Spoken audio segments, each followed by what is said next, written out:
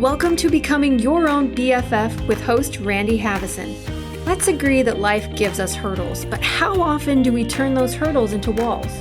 Randy will give you strategies to break down the walls and clear the hurdles that are in your way. The goal of the show is to help you find happiness and joy at levels you didn't even know existed. Becoming Your Own BFF starts now. Hello, everybody. Welcome back, and thank you for joining me today. I am so thrilled for today's episode. I'm bringing on Emily Golden, and the cool part is we've probably only talked like 4 or 5 times, but every time it's like we're connected in some way, and her work is so amazing, and I really believe in her and what she's doing and her message. And I thought she would make an amazing guest. Hello, Emily. Welcome. Hello, Randy. Thanks for having me. How long have we known each other? I believe it's 5 years. 5 I think we met in 2019. Really? Because I was writing a book. I was talking to you about the book writing process. So it's either 4 or 5 years, but I'm going to go with 5. Okay. All right. I'll go with that. Yeah, it was right before you released your book, wasn't it? Wow. Yeah. And I remember you telling me about the book, and it just sounded so amazing. I love how our messages are so congruent with each other. And it's kind of like the same message with a little bit different frequency. And I love your message, and you're just such an awesome person. And I just wanted to bring you on and let people know who you are, talk a little bit about your evolution since that book. Definitely want to talk about the book, but where you are today, because I'm sure things are much different today than they were 5 years ago.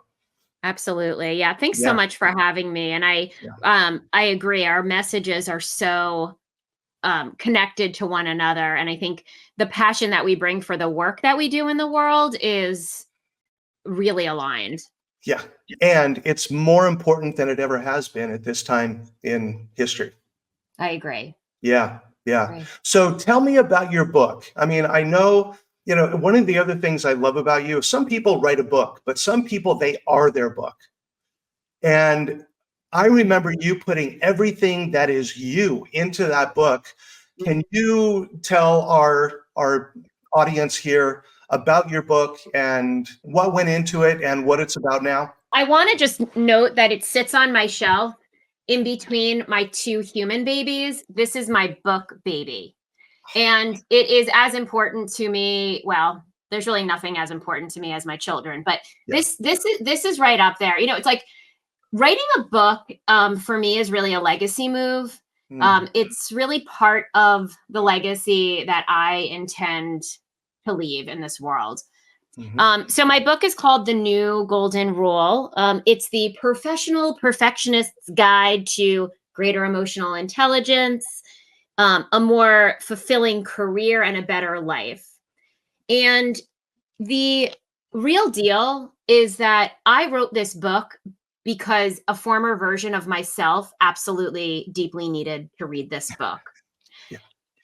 I hit a point in 2015 where I was pretty much running on fumes. I had a successful career in human resources and 2 children, and I was stressed and anxious all the time. My children had various different special needs, and I was hustling for my worthiness like it was my job. And the thing is, in the corporate world, I was rewarded for that hustle.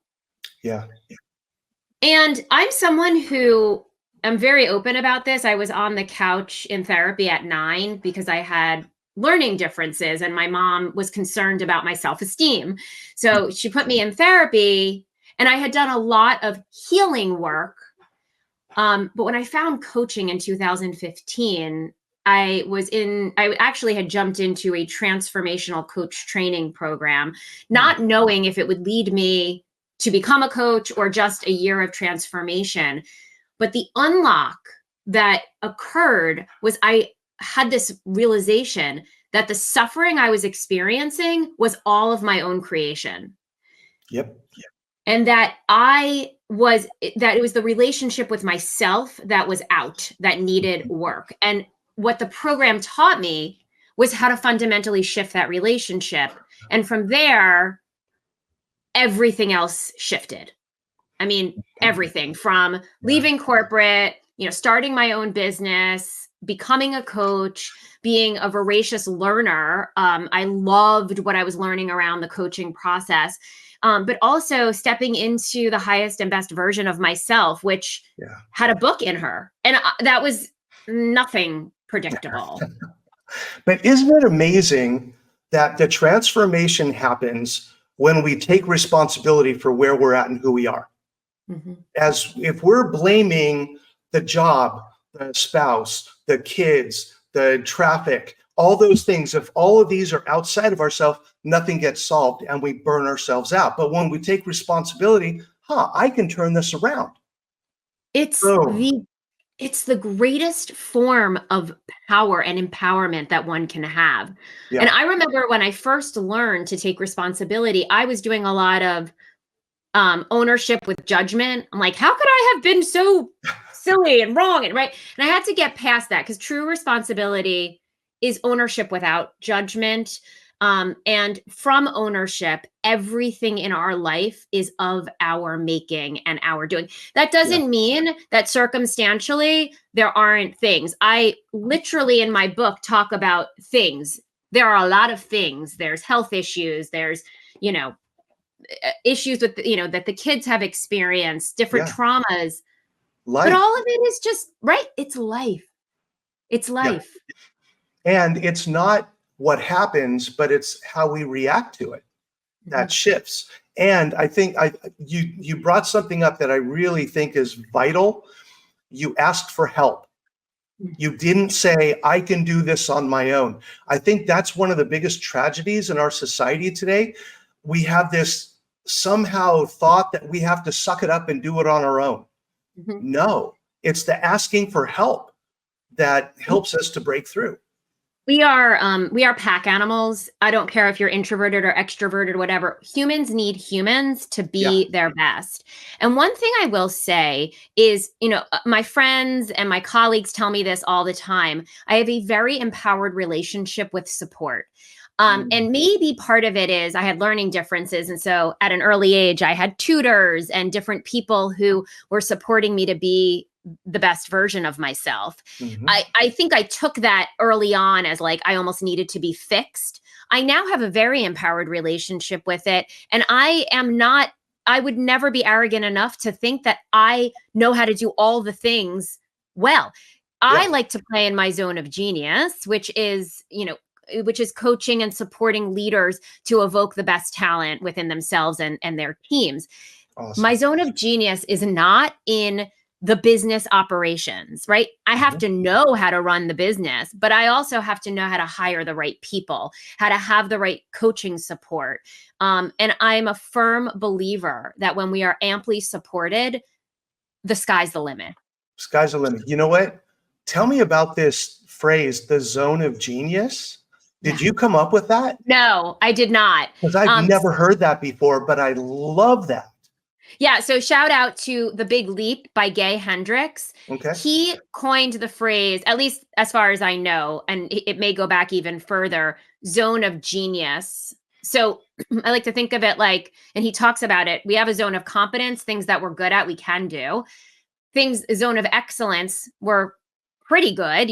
We kind of have a differentiating factor around that. And then we have this zone of genius, which is the place where we get into that state of flow, that state of like, it's easy. We could do that all day. And it's really the thing that is a superpower and differentiates us.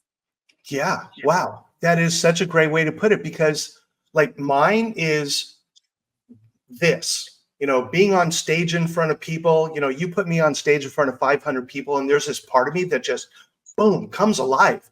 I don't even know what it is. I don't question it. I just go with the flow, or doing these.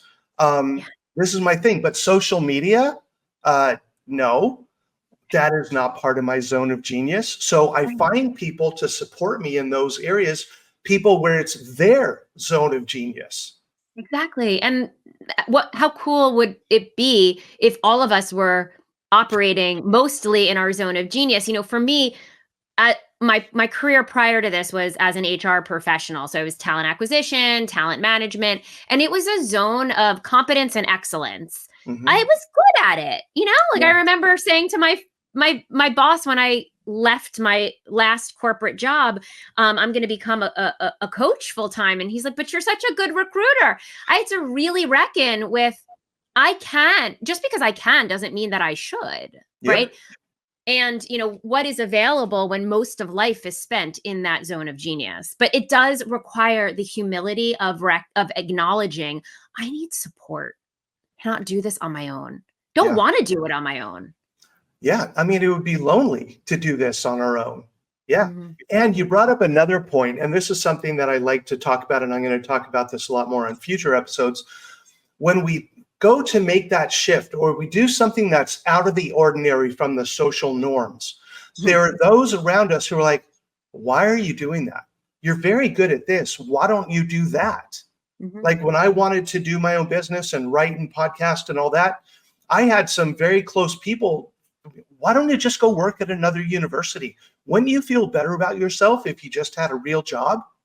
I'm like, I have a real job, but they don't understand. And there's friction there. But I think that the genius comes in trusting yourself and just going for whatever it is that you feel is in your heart.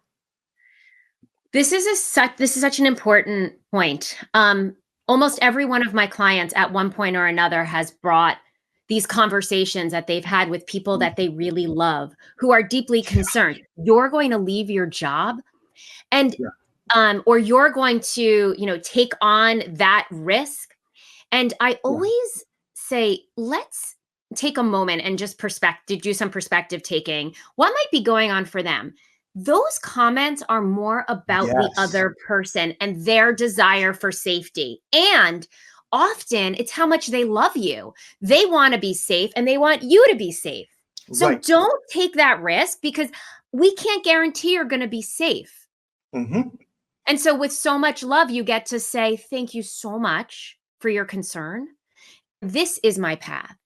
And I might fail first attempt in learning, Yeah. and I'm going to continue to grow, right? That is so critically important. But knowing what is yours and what is theirs. And most of the time, when people come to us with things like that, it's about them and their stuff. Absolutely. It's funny. I had someone say to me, I'm not going to say who, he said, Randy, you talk about self-esteem. Don't you think if you had a regular job that you were going to every day, you'd have more self-esteem? Like, Mm. oh my Mm. God. Yeah. Yeah. Yeah, Yeah. Tell me more about you, right? Like that's what he's saying is like, oh, that's interesting. I know. Hmm. Yeah, I decided not to say anything back, but Yeah. yeah, but that resistance comes, and the fear, when we go to do these things, yes, there's fear. And it's a normal part of the human experience. But I believe that courage is action in the face of fear. That if we Yeah. wait for the fear to be over, we're never going to do it. We just have to walk through it. There's no way around fear. There's Mhm. only through it. And every time you lean into fear and do the thing anyway, you build confidence in yourself Yes. and you Yep. build courage. People say, well, aren't you scared? When I went out on my own, well, aren't you scared? I have 2 kids with special needs, big bills. Husband and I are both contributors to the family, equal contributors to the family. Mhm. Aren't you fearful? Yeah, Yeah, of of course. course. Of Yeah. course I'm fearful. Hmm. Is that going to stop me? No. No, because nothing in my life that has ever been worth it has come without some level of fear. Yep. And it's Yeah. a sign that you're playing big enough. It's like if there is no fear, if there is no stretch or challenge in this, it's not calling you forth. Yeah. The reward is not as great. The bigger the fear that you walk through, the greater the reward at the end. And you can Yeah. start on a lower gradient, right? Like Yes. sometimes for some of my clients, the fear to lean into is the fear of saying no to something that they've always said yes to at work. And that's Yeah. a lower gradient fear, but it Mhm. it, it has the risk of different consequences. Yeah. Bigger fears, walking away from that multi-six-figure job because your soul sucked, Right. without having something else lined up, right? So yeah, I also love fear, false evidence appearing real. I Oh, love yeah. these acronyms. Oh, yeah. Have you ever heard the other one for fear? F everything and run? I love it. Yeah. I Yeah. So love it. we get to choose which one it is. Yeah, that's Yeah. hysterical. But that's the process. And, there's so many people. And since I moved here to San Diego a month ago, I got involved with this thing called the San Diego Conscious Community. Mm. And I'm meeting a lot of energy workers and healers and people who are doing amazing things with their life that came from corporate America. They came from, the 9 to 5, the 60-hour a week work week that's supposed to be 40. And they were burning out. It's like, you know what? But I'm called to do something else. Right. And it's hard, but I think you're right. It takes baby steps along the way in order to get to that point. I talk about, ego to self-esteem is on a continuum, and every little step moves you to a higher sense of self-esteem. Yeah. I love that you brought conscious up in this so the new golden rule is to treat yourself the way you want others to treat you. And that's not to say that the golden rule is bad and wrong.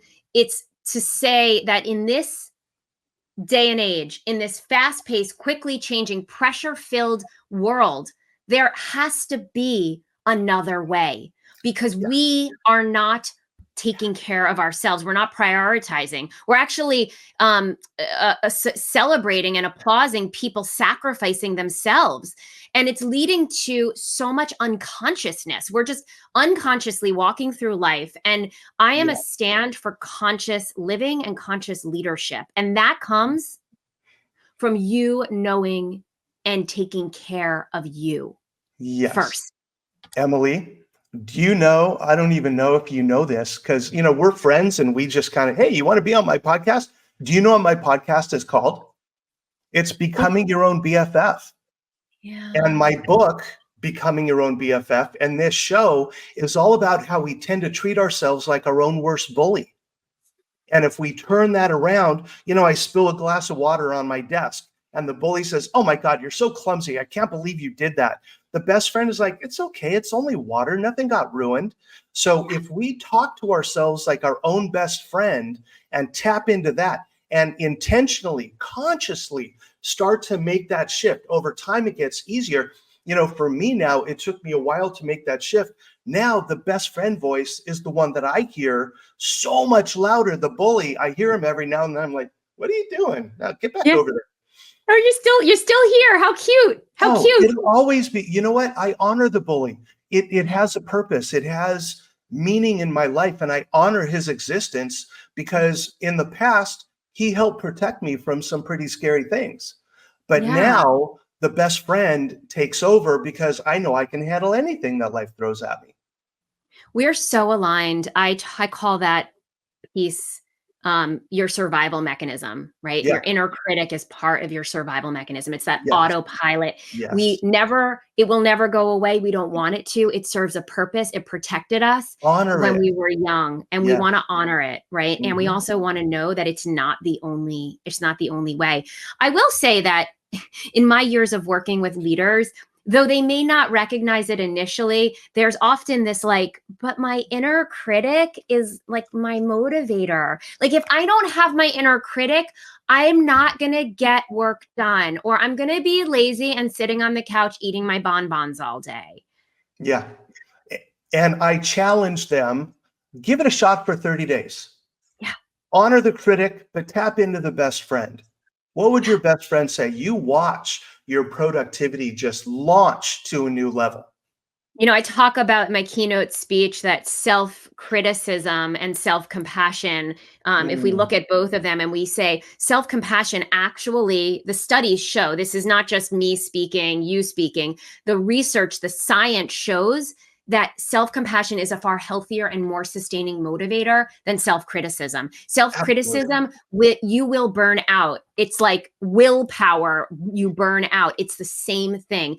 And how to access it, for some, like I love how you talk about it as be your own BFF, because that's very tangible. People know how they talk to their own friend. But a lot of individuals have a hard time. Like, I get what you're saying, but I don't even know how to change that narrative. And so, I always say, start with what you know, and that's what you're talking about. How do you talk to a friend? Exactly. And what I talk about in my book and here is I separate self into 4 parts: physical, mental, emotional, and spiritual. And what can you do today to intentionally nourish and exercise each one of the 4 parts? So beautiful. Taking a 10-minute break and just doing a crossword puzzle or Sudoku for 10 minutes, or stopping and actually eating lunch and having something held, not just scarf down a sandwich because it's there, but intentionally pause and allow yourself to just have lunch. So those little things make such a huge difference. Yeah, absolutely. I love it. Yeah. Mm-hmm. You know what? I'm keep thinking we need to do a retreat together sometime. I'm totally in for that. That would be so much fun. One of my passions over the past couple of years has been facilitating breath work. So I got myself certified, and I love to lead groups of people in a particular type of breath and take them on a journey inward. And so when I think of a retreat, it's like, oh, that's fun. Yoga, personal development. Here, I'll give you a little insight. Here's my dream for how I want to do retreats. I want to do them back in Orlando, and people come in on Friday. There's a little social gathering Friday night. Saturday, all day we work. And we're doing self-esteem and leadership, and we're taking breaks to do breath work and chair yoga and stretching and different things throughout the day to teach people how these simple things that they can do to take care of themselves. Saturday night, we have a little party. And then on Sunday, we have an inner child play date at Disney's Magic Kingdom. I'm so in. To teach people, don't forget to play. The fun, the joy, That's what life is about. It's not about, I heard a saying a long time ago, no one ever sat on their deathbed saying, God, I wish I would have spent more time in the office. No. And they don't say, I wish I had accrued more wealth because I can bring it with me, because you can't. Yeah, no. And it's so important to keep playing. Yeah. And keep that joy. I mean, it's funny, I tell people I'm 64 years old, and they're like, wait, what? You're 64? I'm like, yeah, but I'm still having fun. You can see my drum set over there. I play my drums. I go down to the beach. I hang out with my dog. I get on the ground and play with them. I go to movies. I go to plays. I go to concerts. I just got back from Santana. I mean, fine. Oh, it was so good. Being in San Diego, so many good concerts. Yeah, I love it. Music brings me joy, and I know that, so I fill my life with that. And it's up to the people who are watching and listening to find what is it that brings you joy, and not what other people are going to think about it. If you want to go to Comic-Con, go to Comic-Con. It doesn't matter what other people think. Totally. It's truly undervalued in our culture, and I want to change that. Fun, joy. It's magic. It's what we are all desiring. And again, that can look different for all people, but that's part of, again, the new golden rule is knowing yourself, knowing what really excites you and enlivens you. Yeah. And go explore, go do different things and see what fits for you, because what works for me might not work for you. What you find fun might not be fun for me. And it's like, yeah, go do yours. I'll do mine. We'll find things that we can do together. I mean, that's what friendships are. That's what relationships are. When 2 people, it's like, oh no, we have to go together. We have to do everything. Okay, if that works for you, great. But there has to be, this is me. This is my thing. Yeah, it's a really personal experience. Yeah, absolutely. Yeah. So, one of the things that I really love when you were talking about this, your book is The Golden Rule, Emily Golden. I mean, that was a no-brainer for you to do that. I Right. love that. It's so funny because I was talking to someone at yoga the other day, and I had arrived in I had my golden shirt on. I have like a lot of golden colored tops, and she's like, "Oh, what a great color!" I was like, "Oh, it's my brand." And she's like, "What do you mean you have a brand?" I said, "Well, I run Golden Resources. I'm Emily Golden. It's golden. Golden is the thing." And I am so fortunate. This is the last name that I married. What's interesting, though, is that my parents always called me, not because I was their favorite, but because I have lighter hair than my sister, their golden child. So it was kind of put upon me. And yeah, I'm committed to living a golden life. And that means every area of my life. Yes. Oh, see, that's it. And that's what we want our clients and our audience members to do for themselves. And we're examples of what happens when you get out of your own way and just allow yourself to live your joy. Completely. I was talking to a client today who is struggling with something, and this person actually asked me to share a little bit about my journey specifically because having an example of what is possible, truly possible, is so inspiring. And that's who you are, Randy. And that's who I am committed to being as well. Yeah. It's not that I don't have all the answers. I've just done a tremendous amount of work at this point, yes. And I am so keenly tuned into the experience I am having in my life is of my own creation. Always, always, always. Always, and never done. Never. Yep. Yeah. Yeah. I don't ever want it to be done. No, I know, right? I want to take my last breath growing. Exactly. Yes. So thank you, everybody, for tuning in today. I think I have the best job in the world. I really do. But Emily's probably saying the same thing. So thank you for joining us today, Emily, and tune in next week to hear the rest of our conversation.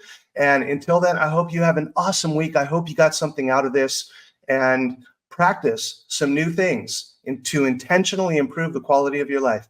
If we can do it, you can do it. We'll see you next week. Take care.